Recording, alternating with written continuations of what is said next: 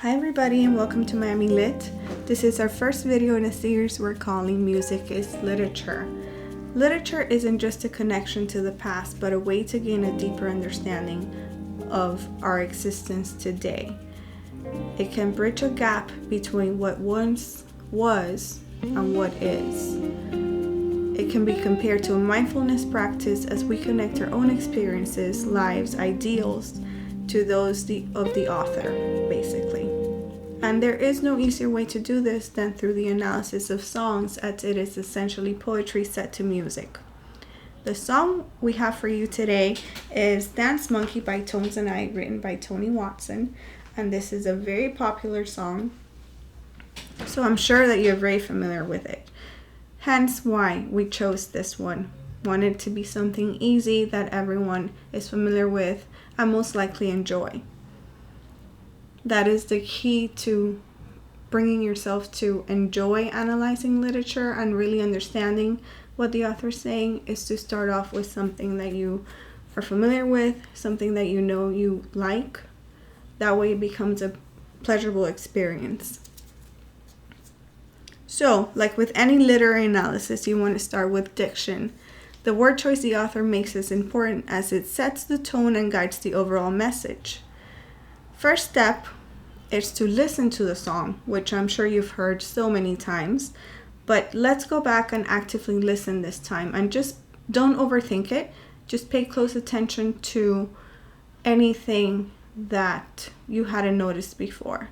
So maybe the way she says a certain word, the way it makes you feel, just anything new.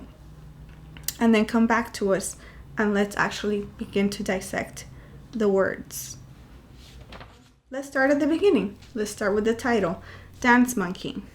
Now for me, Dance Monkey is someone who is being asked to perform on command.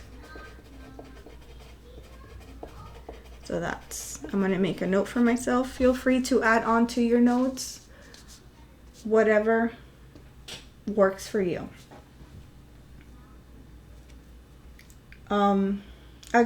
I looked up Dance Monkey on the Urban Dictionary, and it refers to someone who does someone else's bidding.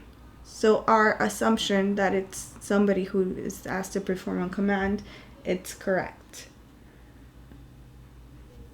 Now we will go through line by line and pull out any literary devices that we may notice, such as the simple ones, imagery, similes, personification, hyperbole, all of those, and see how that guides the overall message. What is she trying to say? Besides just creating a super fun song that everyone loves. So let's start with the first line. They say, "Oh my God, I see the way you shine." Well, they, who is they? That's my first question. And I see the way you shine. Well, shine for me, it's an important word here because shine could be a talent, a special attribute,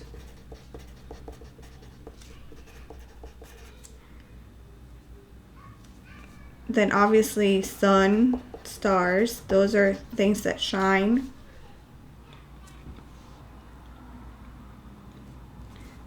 Line number 2, take your hand, my dear, and place them both in mind. So take your hand, my dear. So we have here a term of endearment.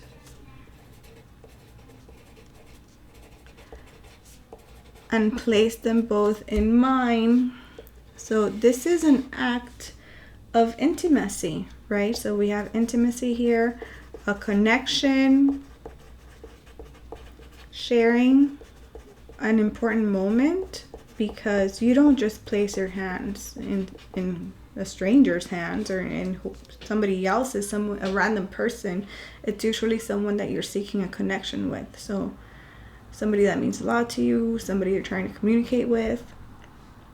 Line number 3, you know you stopped me dead while I was passing by. Well, these are strong words. Dead. Okay, so that's a very strong word. While I was passing by. Well, it seems kind of this person was going about their business, and this shine, right, made them just stop what they were doing and give full attention. And it's an unintentional experience, right? Because they were just passing by. So it's an unintentional experience. And they had to give their full attention because this thing this person was doing was so amazing, right? Line number 4, and now I beg to see you dance just one more time.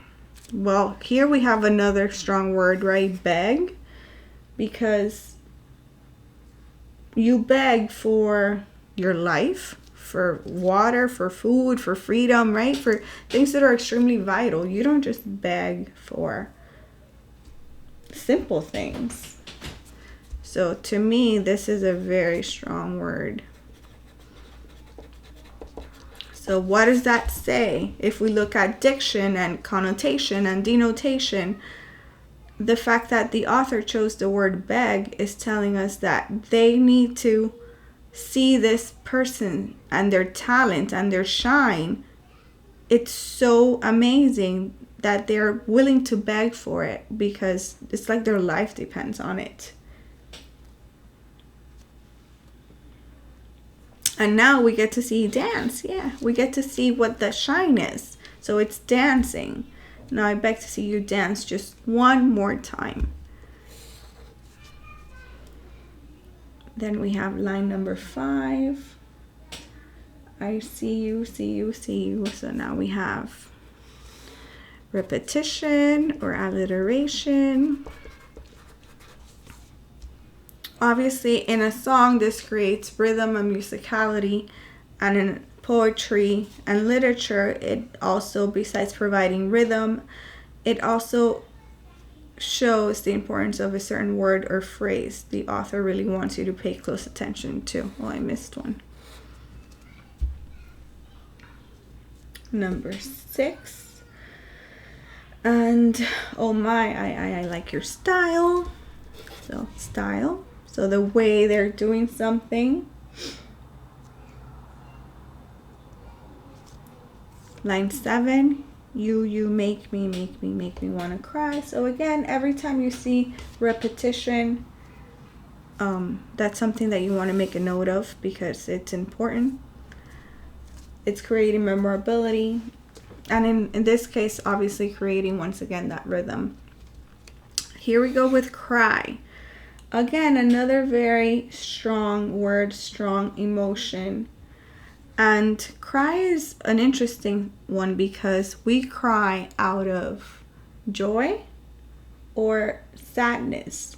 So it's an emotion that's complex. So let's make a note of that. So it could be joy or extreme sadness. And it also invokes a sense of urgency that we have here. Line 8. And now I beg to see you dance just one more time. So here we have repetition again. So they say, line number 9, 10, dance for me, obviously. Now we're hitting the chorus. So we have rhythm, musicality. Line 11, I've never seen anybody do the things you do before. So this is letting that person know that they're unique, right? We're appealing to their ego. You're so amazing. Let's get this out of the way.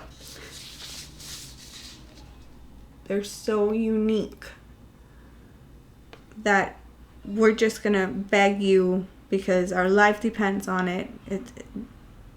It's an experience to watch this person do their dance, use their talent, and explore that shine.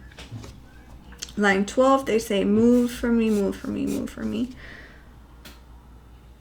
Again, just make a note of the repetition. Line 13, and when you're done, I'll make you do it all again. Here, this word is the one that jumps out at me because we went from beg, because my life depends on it, to I'm going to make you do it all again. So we went, to me here, there's a shift. We went from admiring this shine and this amazing talent that this person has and just begging to see it, to be a part of it, to witness it, to now kind of diminishing that, the power of that talent. Now that talent exists just for my joy and my entertainment. Notice she doesn't say, and when you're done, I'll ask you to do it all again, or I'll beg you to do it all again. No, it's I will make you do it all again. So here, now I know that this talent is just there to fulfill others' joy.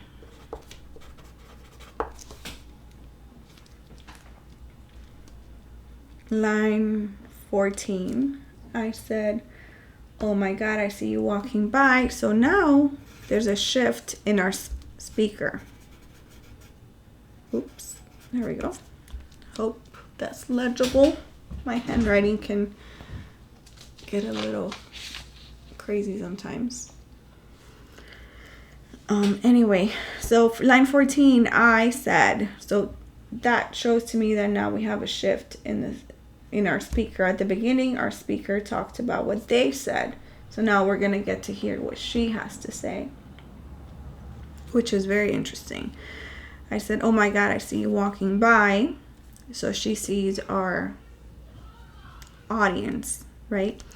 Line 15, take my hands, my dear, and look me in my eyes. So again, we have a reference to line 2, which now she's asking this person to take her hands. So take my hands, my dear. Again, term of endearment. There's some sort of connection here. But instead of saying place them both in mine, as in the previous line, now she's asking, look me in my eyes. That's a very interesting phrase, because when we ask someone to look us in our eyes, it's because we want that person to really see us, right? We really want to connect in a different way. And again, it's another intimate moment.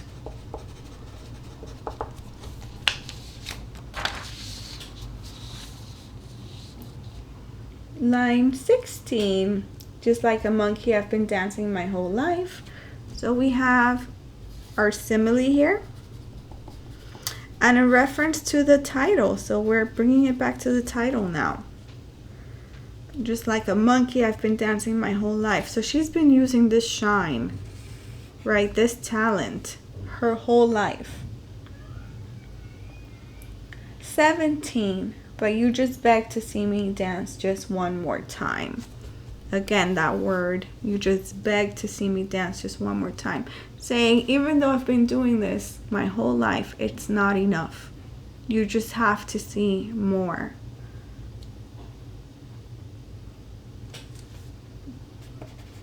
So, never enough. And I think that here is when we start to see a shift in tone as to a very sort of happy experience, because obviously the beat of the song, it's very happy and nice and you want to dance to it. But the words are kind of contradicting that beat, especially here in the middle of the song. We start to really see, we get clues at the beginning, but we start to really see the shift, I would say around line 17. Line 18, oh, I see you, see you, see you every time. So we have, again, repetition here. And oh my, I like your style. Excuse me. So we have repetition. Line 21, now I beg to see you dance just one more time. So again, let's jump to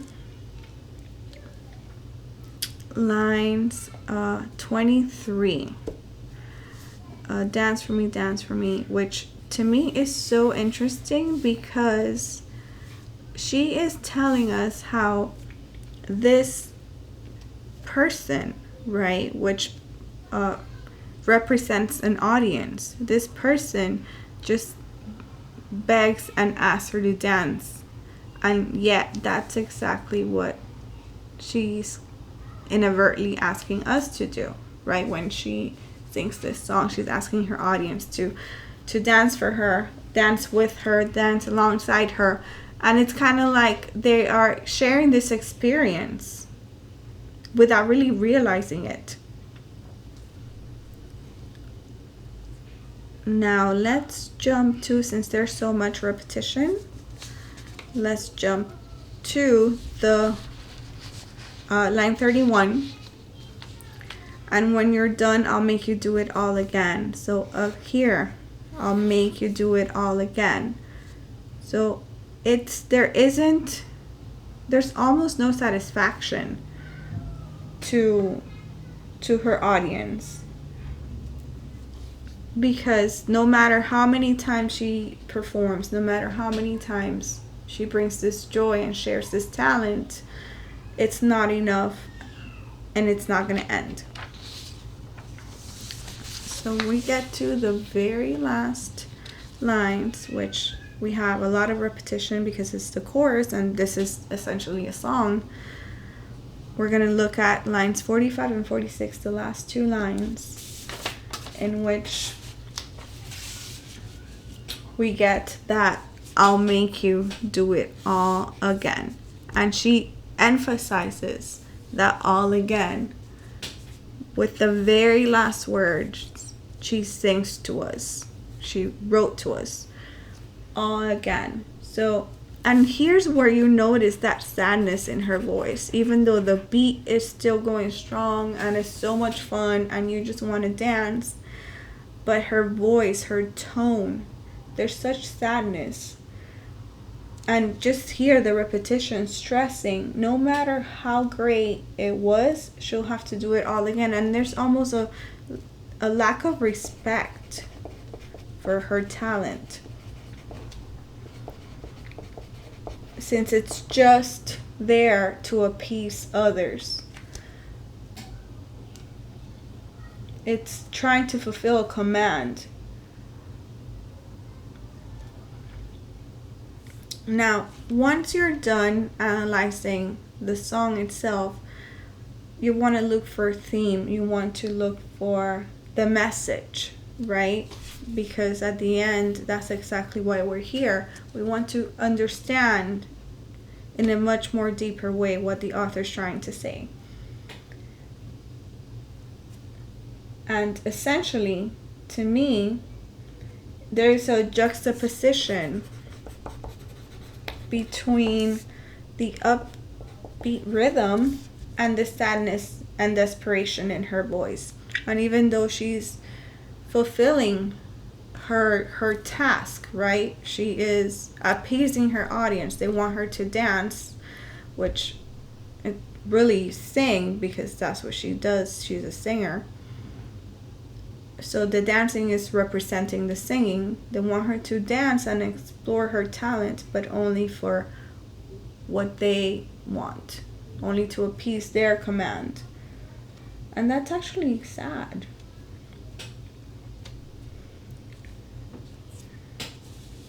Now, you want to understand your author to enrich your own ideas and what you can take away from their message. And that is, do a little bit more research.